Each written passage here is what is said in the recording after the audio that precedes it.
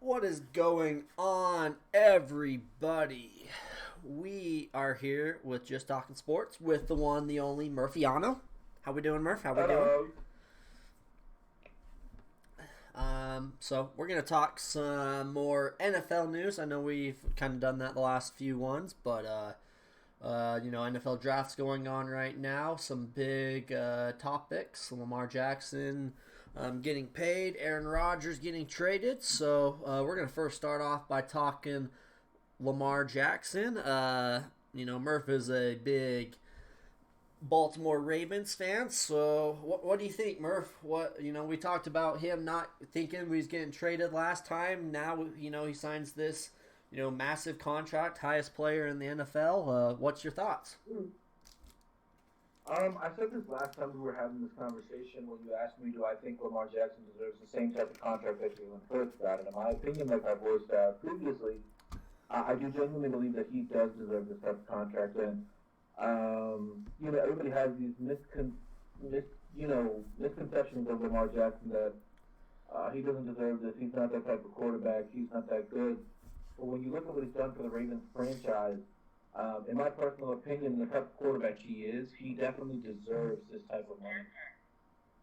Because any team he goes to, he does nothing but better that team. Aside from maybe a couple of injuries here and there, I am beyond excited to see what Lamar Jackson will do this year for the Ravens, especially with all the different picks and the different trades that might be coming up and things like that. Yeah, and I agree. I mean, he signed it's a 5 year, 260 mil, 185 guaranteed. Making him the highest player. Definitely, I think it's like we talked about last episode. I think definitely he deserves to get paid. Me and actually a couple of people at work were kind of discussing this. And I'm still on the same boat. I don't think Lamar is worth that amount of money, but at the end of the day, I feel like he's worth more than Jalen Hurts, but he's worth less than Patrick Mahomes. But again, it's just how we are going at this point in time. Everybody is slow. Contracts are getting bigger and bigger, and each year, there's becoming a player that's becoming the next highest played person. And I think with Jalen Hurts getting paid, that just helps Lamar Jackson out. He had a bar to what bar was set, and so then he knew what type of money he needed to be getting. So it's interesting, and I think you brought up the point. He actually fired his agent, and his agent is his mom.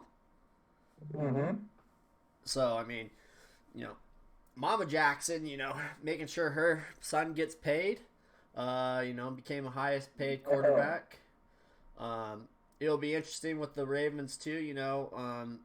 Adding they drafted a receiver as well as they got Odell Beckham Jr. joining them. So it's going to be they got some good weapons at receiver.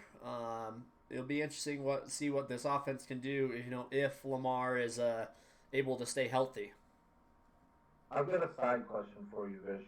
Yes. How much work do you think Odell Beckham is going to do for the Ravens, with considering all the stuff that he's gone through recently and making a comeback after a serious injury? You Do know, you genuinely think like Odell Beckham will make a big impact on the Ravens? I don't think he's gonna make Odell Beckham type of plays. Old dumb Beckham that everyone's thinking, but I think he's gonna be a solid player. Definitely with the injuries and just how old he's getting, I don't think he's going to be what everyone is expecting, but I still think that he's still a good player and and can still be a valuable receiver, even if it's two or number two or number three receiver. I think he can still, as long as he can stay healthy, I think he will be a good addition. Okay, okay. What's your I thoughts? agree. I agree personally because the last couple of years, even despite his injury, Lamar Jackson, Odell Beckham has not been putting up the same numbers, getting clips the way he used to. He's become more of like a guaranteed third down catch type of guy. It's 3rd and 5, and you need a receiver that you know is going to catch the ball and get you that first down. That's the type of receiver he's now become. And I think it's a good addition, like you said earlier. because the draft picks and stuff, rookies don't have the same level of experience that these veterans do, and that's one thing that Odell Beckham is bringing to the table for the Ravens is his experience and his IQ on the field. Yeah, and I, with having a veteran like him, it's good for especially with the Ravens kind of having a younger receiving core. It's a good addition to kind of bring in, help those young players and kind of help them learn and improve. So yeah, it's gonna I think Ravens are making some good moves. It'll be interesting to kind of what they can do in this next, in the first little bit of this next season. With in my opinion, the AFC South is kind of wide open. AFC South is kind of wide open. Or wait, no, it's the North, huh?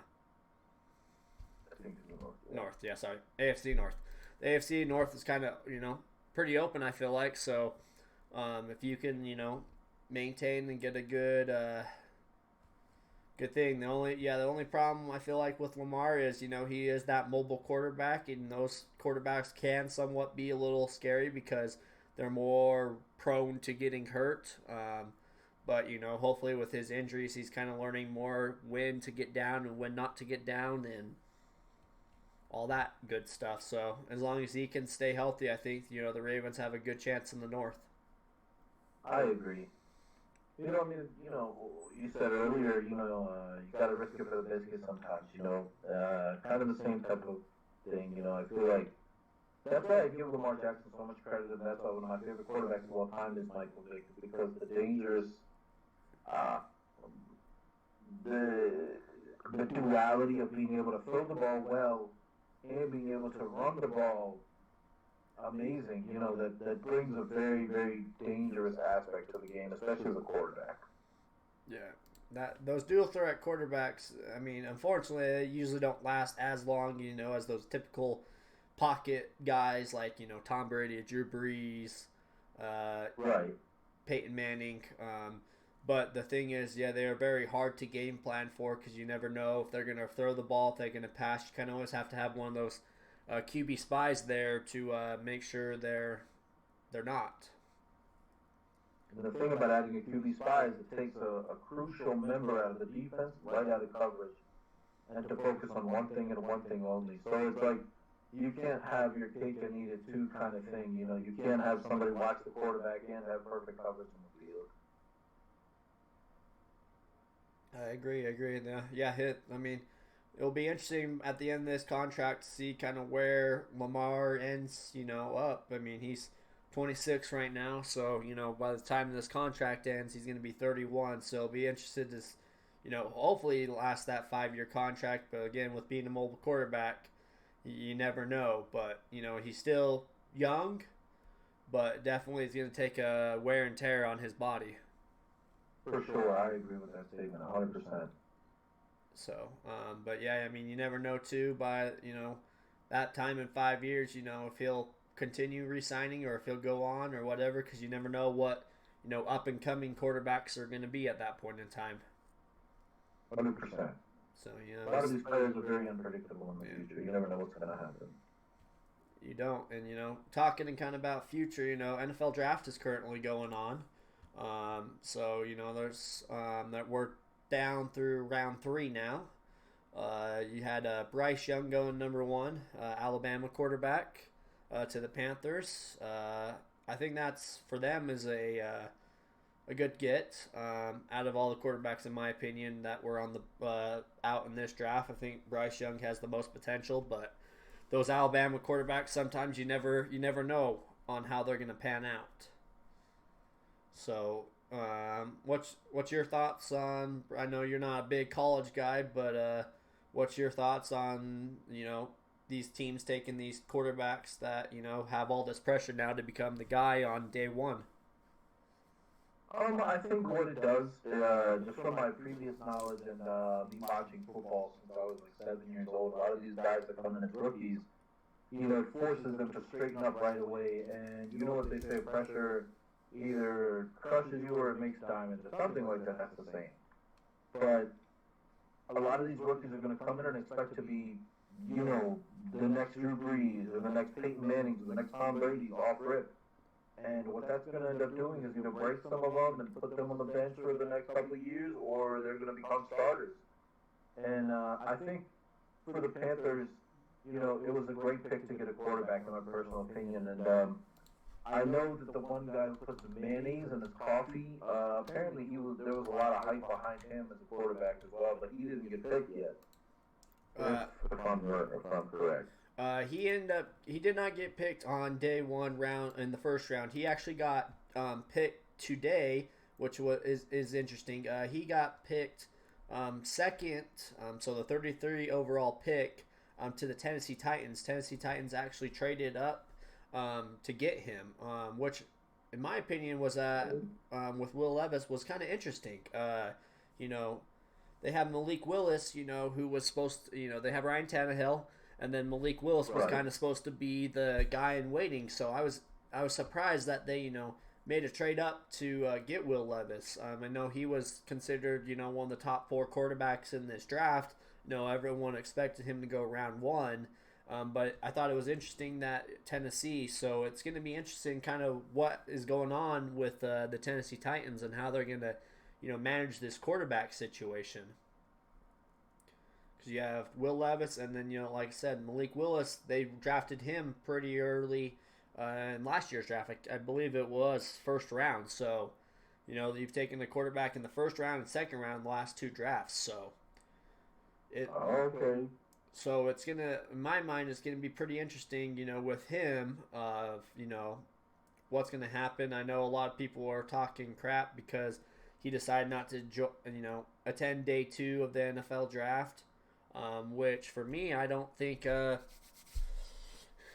is, I don't see a problem with it. Everyone's going to have their opinions and say, but I think with him not showing up, it doesn't mean anything. It's, especially too, if you're sitting there expecting me drafted round 1, yes, it kind of looks like you're, so sorry for me and stuff like that, but you sit there for hours not to get called. Right. Like, you never know how much longer you're going to sit there, and all eyes are going to be on you. So, you would rather at this point in time, when you do get drafted, kind of be around more family and friends, closer to people, than kind of being there, just sitting there, having the public eye on you at all points and times.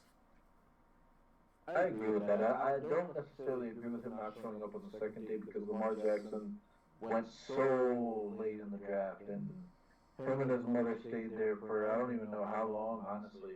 But look at who he became. You know what I mean? And in my personal opinion, a lot of people, and I mean a lot of people, I'm a minority in this opinion when I say that Lamar Jackson has to be one of the greatest quarterbacks right now. Not of all time, but of right now at least. Yeah, so, it's going to be interesting, especially, with all these quarterbacks getting taken, who is going to become that next Tom Brady, that next Drew Brees. It'll be interesting, C.J. Stroud went number 2 to the Texans. You had Anthony Richardson going number 4 overall to the Colts. Will Levis, like we talked about, and Bryce Young, those 2 getting drafted when they did. So it's definitely, with these quarterbacks, it's going to be interesting. Big thing that came, I think, there hasn't really been any blockbuster trades, but Houston Texans, I think, probably made the biggest trade. They jumped up from pick 12 to number 3 to get back-to-back. So they got their, hopefully, quarterback of the future in C.J. Stroud, and then also bolstered their defense by getting Will Anderson from Alabama. I think that was the biggest thing, at least from day one, that I can think of, being able to go and get, have pick 2 and 3 and get, the 2 guys that you were hoping to get. Again, I don't know if they were trying to get Bryce Young, but obviously, he was off the board, and, I'm guessing C.J. Stroud was their guy they wanted anyways. Right. So, also draft-wise, I've seen a lot of different opinions on this, but a lot of people are saying that the Eagles actually had the best draft of round one. They traded up one pick with the Chicago Bears to get Jalen Carter, who a lot of people were saying, deeming him the best prospect in this entire draft, and he fell all the way down to ninth. As an Eagles fan, as people are saying, the either Philadelphia Bulldogs or the Georgia Eagles, whatever you want to call it, because Eagles have drafted in the last two drafts. Eagles have drafted 4 Georgia players, and 3 of them have been in the first round.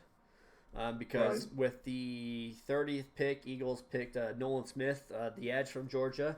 But I mean, it's hard to not take those Georgia players. Obviously in the last few years, Georgia has had one of the best, if not the best, defense in college football. And, they're getting to the national title game these last couple of years, and, defense is a big part of what has got them there. Okay. But and then I think... Oh, go ahead, I'm sorry. Oh, no, you go ahead. I was going to say, I think the Cowboys had a really good pick on an offensive lineman, and I was going to ask you how you felt about that pick. I believe Cowboys actually got a defensive tackle is who the Cowboys drafted. They got Mozzie Smith out of Michigan. I think, being an Eagles fan, I think that is something that, Cowboys really haven't had a strong inside presence, I feel like, on their line, which will help. I know it's actually kind of funny. There's been clips going around of Micah Parsons and his reaction the second Eagles traded up and got Jalen Carter. He was stick to his stomach. He just was pissed because, Eagles, they got they let Hargraves go this offseason, and he got I can't remember where he went, but he got paid like $80 million.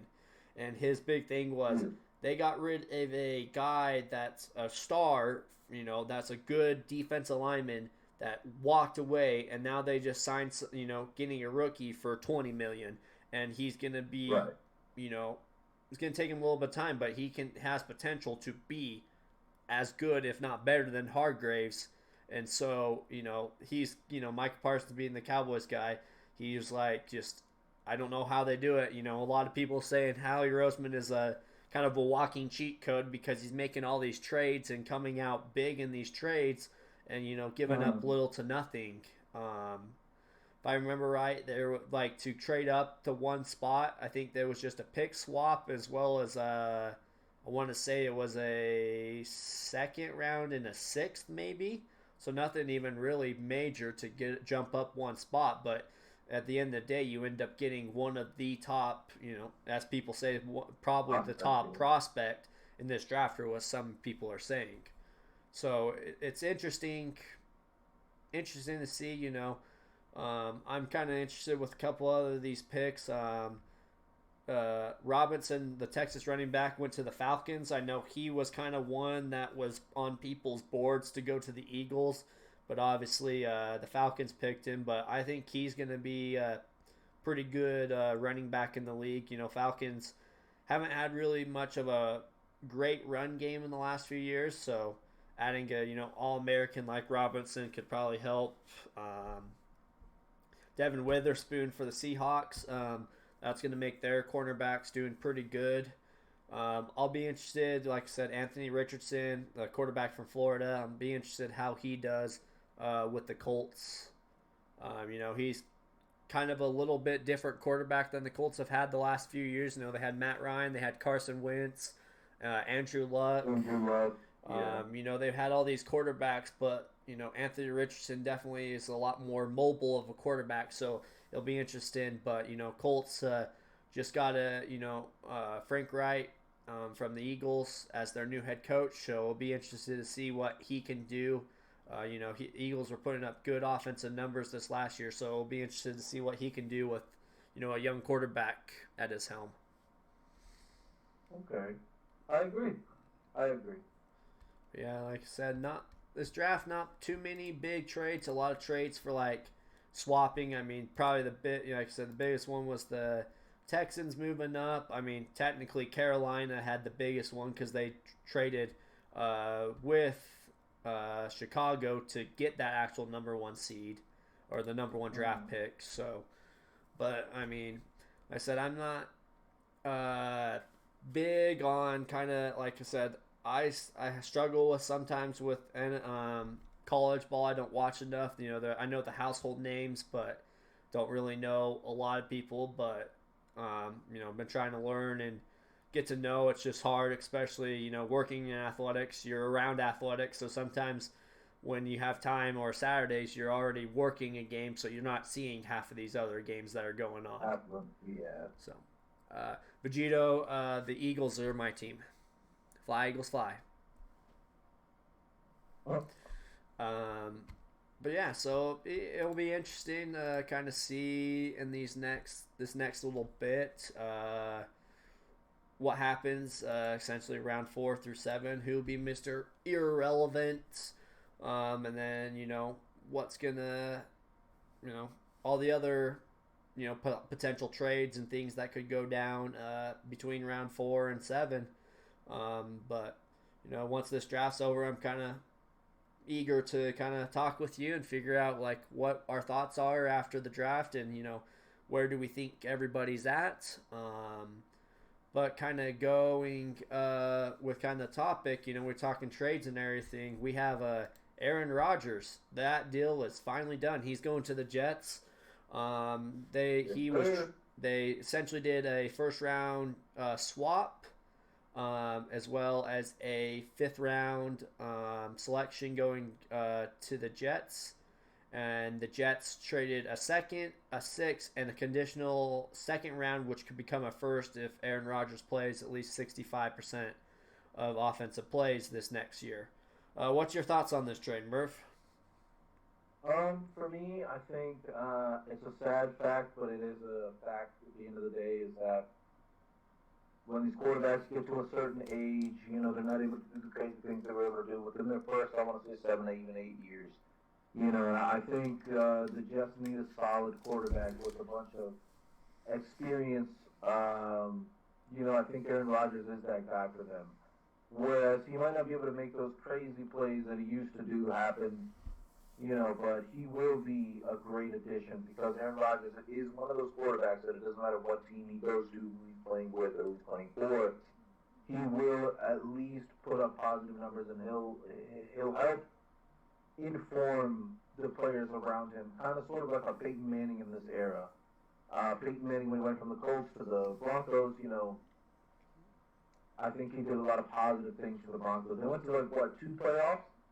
I don't think they won a Super Bowl, but they did. They did win a Super Bowl. Playoffs. Huh?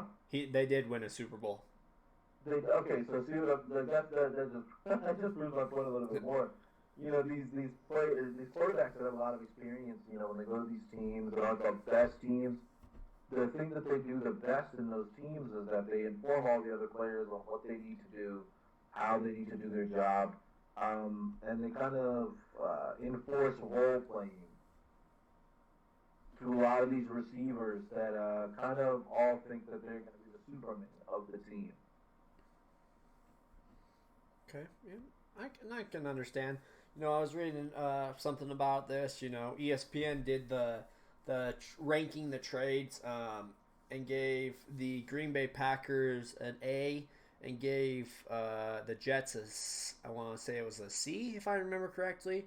Their reason behind that C was because the Jets might have traded a lot away, or, potentially 2 first-round draft picks, and which I don't see. I only really see one because you essentially swapped 2 picks, so it's not like you were, making this big. It's not you're giving up 2 first rounds because you got a first round, in with this. But, with him potentially being, only a 1 year, you gave up a 2nd, a 6th, and, a potential 2nd or first rounder depending on how much Rodgers plays. But, yeah. I mean, I definitely agree, the Packers, I think, got the best deal out of this trade. Aaron Rodgers didn't really want to play, didn't really want to be there. the Jets, needed a quarterback or needed that quarterback. So I think with that Packers, leaving him there to potentially retire or just not want to play for you, you got something out of him.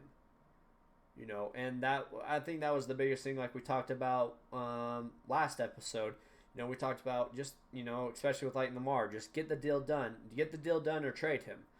I think it was the same way with Aaron Rodgers. Either get rid of him or, let him walk, essentially. But I think this trade, and I think it benefits both teams. I'm interested, being the Utah State Aggie fan, I'm interested to see what Jordan Love can do. I think it's going to help too. Now, everyone knows that he is the guy for the Packers. Right. It's not an up in the air question of who is our quarterback. Is Rodgers coming back? Is he not? Jordan Love now knows this is his team, and now can make sure that he's getting the team ready instead of, well, I might be starter, I might not be, I don't know what's fully going on. I don't think it helps the team either when you don't know who your quarterback's going to be, especially from an offensive standpoint, especially during this time when off-season meetings and, practices and all that are happening. You kind of need to know who your quarterback is. Right. But I think that with Jordan Love starting, it's going to be the first time since, 1993, so the year I was born, that the quarterback for the Packers has not been Aaron Rodgers or Brett Favre. Yeah. Which is a crazy stat to think that in pretty much 20 years, almost 30 years. 30 years that you had only two quarterbacks. When some of these teams, there's the infamous brown jersey that ended up getting retired but never continued, but had, quarterback after quarterback after quarterback's name on it, and they had so many different names where, the Green Bay Packers only went through two. But I think Rodgers, it's interesting because some of the weapons he felt like he wanted were former Green Bay Packer players, which he said Green Bay Packers didn't really give him any playmakers, but yet he asked for the playmakers that were on the Green Bay Packers. So, that was pretty interesting to me at least. But like I said, the Jets are an upcoming team. AFC East, the Buffalo Bills are definitely a rough team. They're a hard team. But, with the 7-team playoff now, I definitely think they could get into the wild card. They got adding Rodgers. Besides that, they got a pretty young team, on the offense and defense side of the ball. So if they can kind of keep these youth players, add a couple more pieces, they could be a team to look out for as a kind of a dark horse in the playoffs, depending on how Aaron Rodgers does fitting in the system. Okay. I agree. I think the Jets also need a little bit of a refresher in a sense. It's because, that new Aaron Rodgers quarterback, like I said previously, he's going to set a new standard for the receivers. That's actually pretty funny. I didn't know that he did that. He was asking for all the people basically in the Packers as his personal weapons for the Jets. But I think the Jets have a pretty young crowd, especially at the receiving corps. I don't think they have any real veterans on their team, especially from a receiving standpoint. But kind of exactly what you said. I think Aaron Rodgers is the first couple games might be rough, but they might end up picking up somewhere. And I think you might see the Jets get a lot closer to the playoffs since Mark Sanchez with Aaron Rodgers being there. Yeah, and I don't even know if he will struggle the first games. In my opinion, Aaron Rodgers has been playing this game. He is considered, probably a Hall of Fame quarterback. One of probably the top at least 15 quarterbacks. Maybe, it's hard to say, but he's, one of the better quarterbacks in NFL, history. So it'll, unfortunately, he's only won one Super Bowl, but it'll be interesting to see. Hopefully, his time with the Jets go a little bit different than Brett Favre, because everyone's kind of joking that next year, after this season, Aaron Rodgers will be a Viking, because that's exactly what happened to Brett Favre. But but it will be interesting. I hope he definitely has a better time than Brett Favre did with the Jets. I think Brett Favre kind of got there at a crappy time, but again, I think this Jets team is a lot better than when Favre was going there. Like I said, they got a lot of young pieces on the offense and the defensive side. You got Sauce Gardner, you got Wilson. They added Lazard. They got Breece Hall as their running back. So they got definitely a younger team. As long as Rodgers can kind of stay healthy, I still think. I mean, even with what the Packers had, he was still leading the Packers to a number one seed or even the playoffs. With not the best teams that he has ever had with Green Bay. So it'll be interesting to kind of see what he can do, and also it's a different scenery going your NFC to AFC, different competition. Like I said, I think, the Bills are definitely going to be hard. Patriots, they're up and down, but you can never kind of count out Bill Belichick. Who else? Why am I blanking? Who else is in that division? Oh, gosh. Why am I blanking? Oh, Dolphins. Sorry, Miami. Miami. You never know what's gonna come out of Tua and what's gonna happen there. So it's gonna be. I think, like I said, I think Bills definitely are still the favorite in that. But I think the Jets are definitely a contender to make the playoffs in the AFC and could potentially get a couple people, depending on how Aaron Rodgers does and how everything goes. But, I mean, you're going from Zach Wilson to Aaron Rodgers. I mean, even if you look at the last few quarterbacks from the Jets, there hasn't been anybody that's been super successful. Yeah. I think one thing the Jets need to start focusing on since they've acquired Aaron Rodgers is building up their offensive line, because Aaron Rodgers isn't a mobile quarterback. Maybe in his earlier years, yes, but as of recently, no. And if you really want Aaron Rodgers to be effective in his full abilities, you need a proper pocket for him. For him to be able to make those crazy throws and for him to be able to clutch up the way he's known to clutch up and be this Hall of Fame quarterback, you need to build a stable offensive line for him, to give him that tight and safe pocket for him to feel comfortable in throwing. Because, as we all know, the Jets do not have a good offensive line at all. And I feel as though all these years that's been one of the biggest downfalls. And if they don't start making some trades and start trying to build that offensive line, Aaron Rodgers is not going to be what they wanted, or he's not going to be exactly what they expected him to be. Yep, let's see. I'm kind of pulling up real quick, seeing what the Jets. See, the Jets. Yep, but saying they need O-line, D-line. Let's see. So, pick 15, which was part of that trade, that pick swap. They got Will McDonald, a defensive lineman from Iowa State, and then they got Joe Tippmann, center from Wisconsin. So we got a little bit of that O-line, a little D-line help, and a little O-line help is what they end up getting. So it'll be, like I said, again, that's NFL analyst right here. Top needs, O-line and D-line. So you hit it right on the head, Mirf. So it'll be, like I said, it'll be interesting to see, what the Jets can do. But yes, I mean, looking at teams, I mean, just kind of from this first little bit, in terms of what we've been talking, I don't think there's much difference, at least my thoughts of everybody and the teams so far with this the draft and where people go. Lamar Jackson stay in put, Aaron Rodgers getting traded.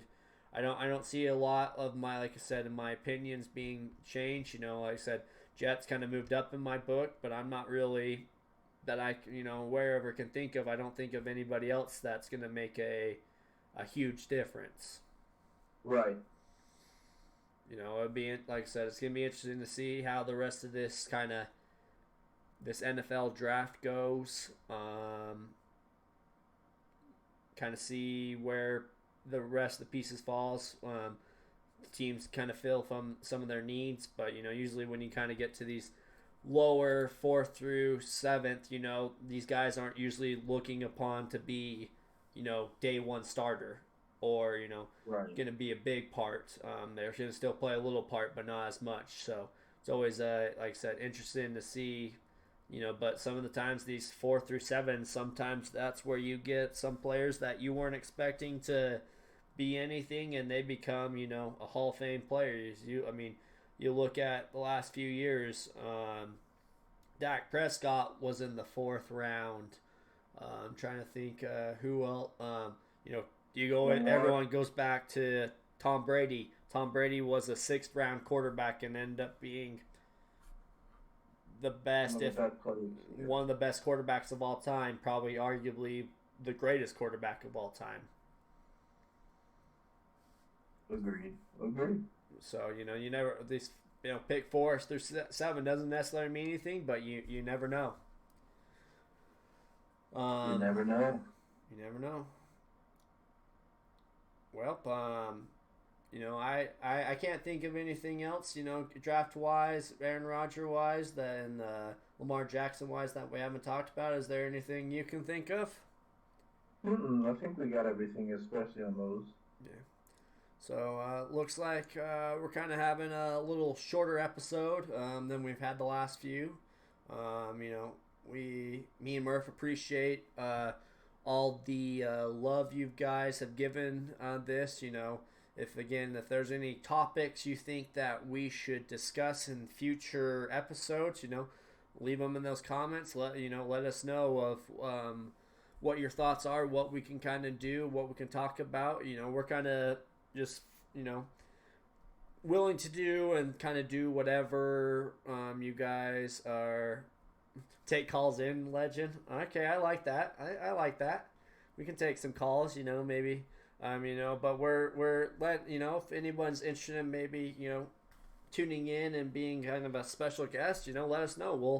We'll be interested to bring people in. We're working on trying to get some people in, and we not know much about other sports. We're pretty big on football and basketball. Still kind of other sports. I know soccer a little bit, but Mirf's not a big soccer guy, but knows a little bit. But some of these other sports would be interesting to talk. We might not have the most knowledge, but we'll definitely do it. Sometime in these next few episodes, we're gonna kind of do a Mount Rushmore. We're still gonna do our talking Madden, talking NBA 2K, playing some games while we kind of talk about our thoughts on those games and what they've meant, childhood memories of them and all that. So, but again, we here appreciate you all that tune in and support, and we can't wait to see you guys in the next episode. I hope everyone has a fantastic day.